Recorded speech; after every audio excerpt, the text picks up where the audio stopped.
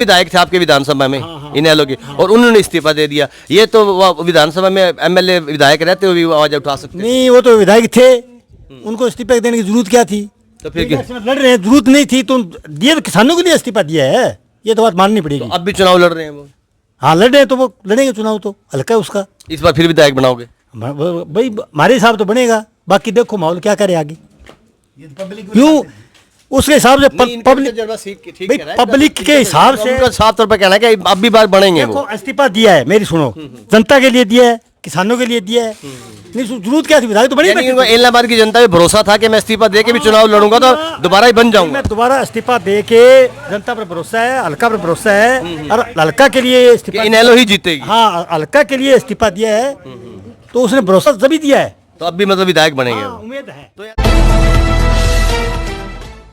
नमस्कार, ground media की team मुझे इलाहाबाद के गांव बकरियावाला में, और यहाँ कुछ लोग ताश खेलने, किसान लोग बैठे हैं, उनसे बात कर लेते हैं। हमारे साथ वो एक बुजुर्ग व्यक्ति जुड़े हैं, उनसे बात करते हैं, तजुर्बा उनका जानते हैं, जो चुनाव को लेकर उनका तजुर्बा क्या कहता है, क्योंकि उम्र है इनकी, काफ़ी चुनाव इन्होंने देखे होंगे। तो ताऊ जी, सबसे पहले तो आपका हमारे ग्राउंड मीडिया न्यूज़ चैनल बहुत बहुत स्वागत है आपका। सबसे पहले तो हाँ जी, क्या कहना चाहोगे उपचुनाव को लेकर? बुजुर्ग व्यक्ति हैं, आपने काफ़ी तजुर्बा आपका राजनीति को लेकर भी जरूर होगा, क्या कहना चाहेंगे जो उपचुनाव आया है? नहीं थे पूछो, वे केच बतावाएंगे बारे में। उपचुनाव के बारे में बताइए ना, किसकी जीत हो रही है, कौन प्रत्याशी जीत सकता है, कौन हार सकता है, क्या समीकरण बने हुए इस चुनाव के लिए? इस तरह का अभी तक शुरू होगा नहीं, आज ये कांडो गोपाल कांडा आपके गांव में आए थे? हाँ पहली बार। अच्छा, पहली बार आए हाँ, हैं? दो पार्टी अभी तक आई नहीं जी, तो सबसे पहले वो आए हैं। पहले आए, बहुत भारी पुलिस। कैसा लगा उनसे मिलकर? मेरी बात सुनो जी। पूरी मिलिट्री लेके आए, जी। 5-7 गाड़ी मिलिट्री, एक बस, जी और पूरी फोर्स लेके आए जी गांव के अंदर, जी। और गांव के अंदर गांव के 5-4 आदमी थे, आपके गांव के बकरियावाला के? बकरे वाले गांव के। अच्छा और बाहर के उसके साथ कम से कम 200-250 आदमी थे, अच्छा। खुद के आदमी थे, खुद की गाड़ियां थी। हम्म। अच्छा, बाकी तो अब कैंडिडेट दूसरे आएंगे, बिल्कुल जी, बिल्कुल। हैं? चुनाव फिर कोई खुले- समीकरण बनेगा, चुनाव खुलेगा। हाँ चुनाव खुलेगा, समीकरण बनेगा, फिरेंगे सब नेता, बिल्कुल। फिर पता लगेगा अभी क्या समीकरण बनता है चुनाव का।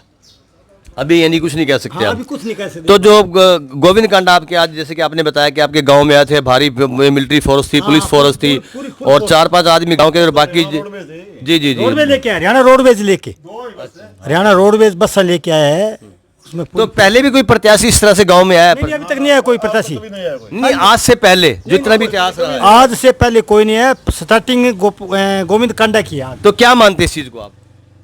नहीं, ये तो गलत है, गलत मानते इस ये गलत है। जो फोर्स लेके आना गांव के अंदर, पुलिस लेके आना, वही तो पूछ रहा हूं हाँ, कि ये गलत है। इसे गलत मानते हैं आप? हाँ, मैं ये गलत है, ये असर गलत पड़ता है। क्यों इस चीज की जरूरत क्या है? गांव में कोई जरूरत नहीं है, फिर वो कोई रोकता है? बिल्कुल बिल्कुल। वोट तो गांव वालों ने देने। वो थोड़ा सा विरोध जो हो रहा है बीजेपी का, जो सरकार का, जो वो तो यहाँ तो नहीं है, कोई हो रहा है वो तो उधर बैठे हैं, अच्छा, वो दिल्ली बैठे हैं। किसान तो यहाँ तो कोई आ जाए, कोई बोले नहीं, यहाँ भी उनका विरोध हुआ है, काले झंडे वगैरह दिखाए हैं उनको, सिरसा रोड पर आते जाते। नहीं, वैसे तो यहीं दिखाए, कह रहे थे, हम तो यहाँ बैठे थे, लड़के कह रहे थे वहाँ रोड पे कुछ झंडे दिखाए हैं। क्या लगता है जो गोविंद कांडा बीजेपी के प्रत्याशी हैं, जो लोग ये चाहते हैं कि सरकार में साझेदारी हो, हमारी भागीदारी, ताकि विकास हो सके, क्या लगता है गोविंद कांडा जो इस बार जीत पाएंगे? देखो जी, पता नहीं लगता इस चीज़ का। आपके गांव में क्या माहौल है बकरियावाला में? कुछ पता नहीं है अभी तक माहौल का। गांव के अंदर तो बुजुर्ग हो, आपका तो तजुर्बा है। ठीक है, गांव के अंदर पता जब पड़ेगा। नहीं, 5 ये सारे प्रत्याशी आ जाएंगे, तीनों 2-2 राउंड कार्ड निकाल देंगे, अच्छा, उसके बाद में पता लगेगा अभी क्या कंडीशन है, किसको बनाना है, फिर बता देंगे हम। चलिए बहुत बहुत धन्यवाद। हाँ जी, क्या कह रहे थे आप? बताओ आप। बात तो यही है, और क्या है इसमें? अब कोई आपके अपने मन की बात बता दो। मन की और क्या देश के प्रधानमंत्री भी मन की बात करते हैं, आप भी मन की बात करो। नहीं, बात मन की क्या करें इस फिर? चुनाव को लेके बता दो। बताइए, बाकी इतना, हाँ, है जी, मेरा चाचा है। चाचा आपके बजे चाचा ही हैं। हाँ, चाचा अच्छा, एक ही सलाह आपकी तो। हाँ भाई, सारा ही बस बैठे सकेंगे, एक ही सलाह है, ये कोई सिस्टम होगा वो देखी जाएगी। आज तक इतना जा रहे हैं उनके पास, जा रहे उनके पास जाइए।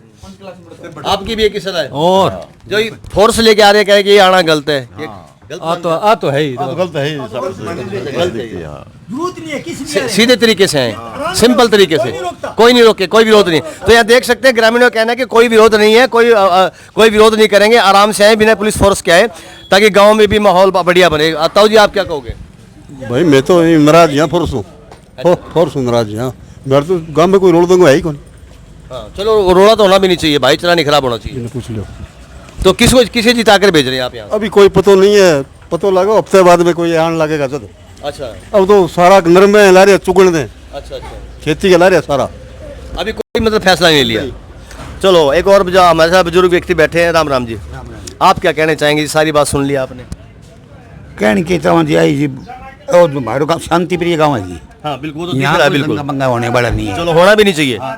हाँ यहाँ ये फोर्स फार्स वगैरह आती है, यहाँ ऐसे भाईचारा खत्म नहीं होना चाहिए। हम ये चाहते हैं कि कोई ना हो वैसे के, बाहर का आदमी कोई ना हो, हमारा गांव शांति प्रिय है। कोई जीतेगा हारेगा कोई मतलब नहीं। यहाँ सब कोई चौगान में आएगा, सारा गांव जाता है, सब सुनते हैं, जो मर्जी अपने वोट डाल देगा। किसे जिता कर भेज रहे हैं यहाँ से? यहाँ से जी बिताकर अभी कोई क्लियर नहीं, फिर भी कुछ तो बता दो।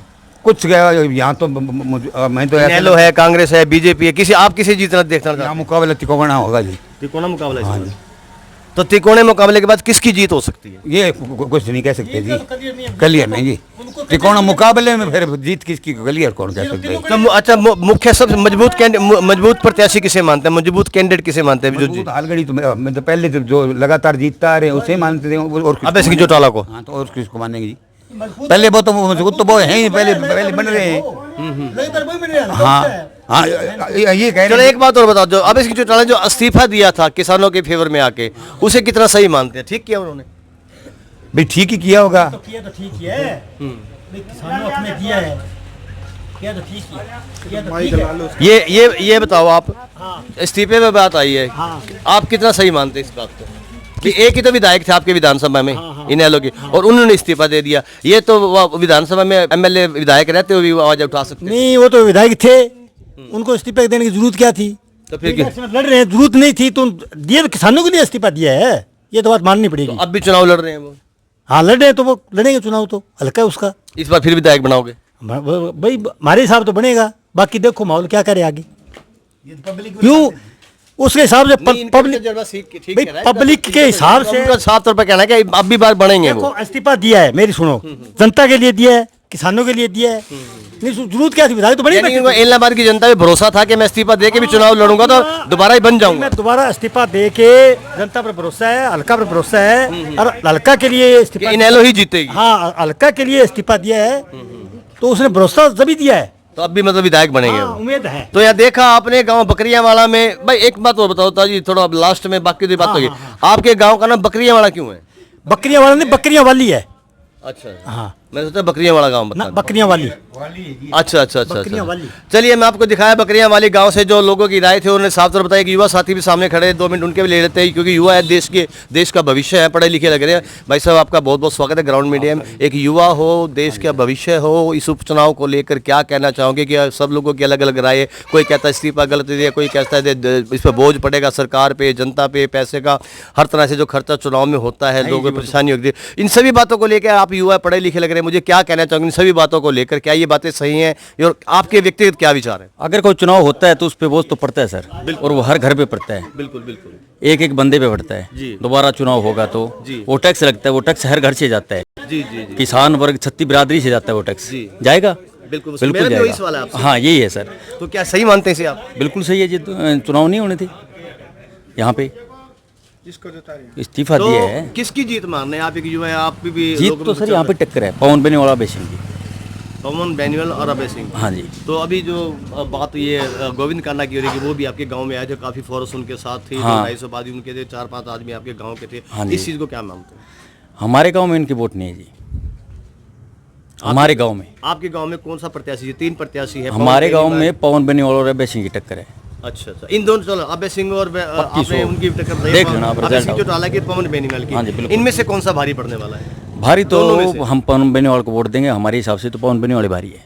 पवन बेनीवाल। जिनको वोट देते हैं वो भारी होते हैं। हाँ मैं पवन बेनीवाल को वोट डालूंगा, आप उन्हीं को भारी मानते हैं। बस वही भारी होगा। जीत किसकी मानते हैं? जीत पवन बेनीवाल और अभय सिंह की टक्कर है सर।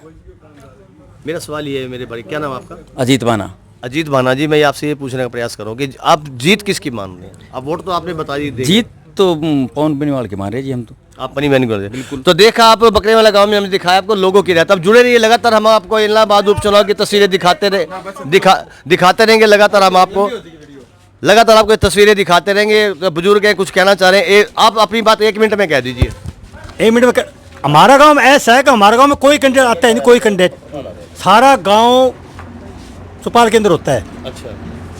तो किसी को वोट दे कोई, कम से कम 200 आदमी होते हैं। आज जब ये कांडा आया है नहीं, ये फोर्स ले गया है, इसकी वजह से कोई आदमी बाहर नहीं निकलेगा घर से। क्या नाम है बाबू आपका? सुभाष। सुभाष जी है, उन्हें साफ तौर पर कह दिया है कि अगर मतलब फोर्स ना लेके आते तो सारा गांव जुड़ जाता, उनके पास जाता।